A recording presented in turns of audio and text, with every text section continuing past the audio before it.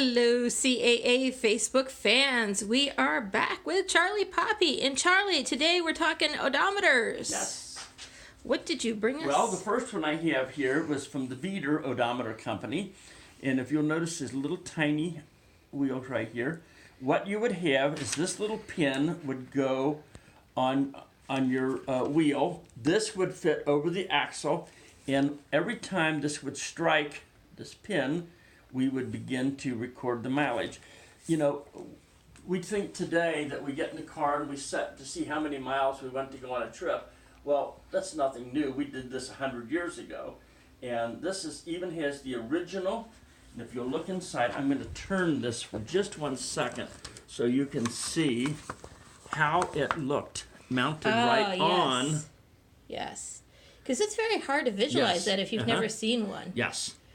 And better still, what do you do with it? Yes. And this one had the complete instructions. This is the original patent sample that came from the Smithsonian.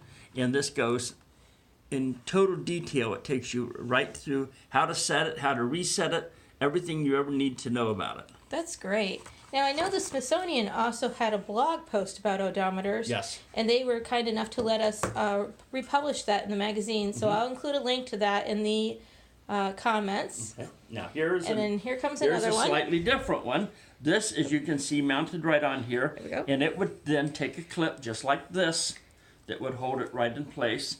And then, of course, this would set where it would strike on the wheel as it would turn around. This one would go all the way up to 40 miles.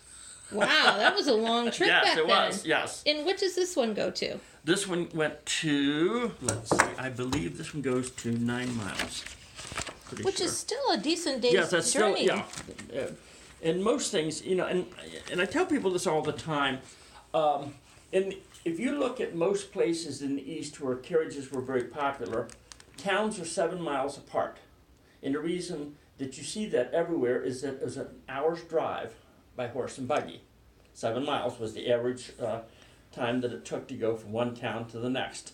So consequently, everything was based on that, and it was done really for the convenience of the animals and for speed factor. Wow, that does make sense when we look at it that way. And we'll just turn this one around real close while we have it. Oops, got a little too close there. Sorry, guys. Let's see.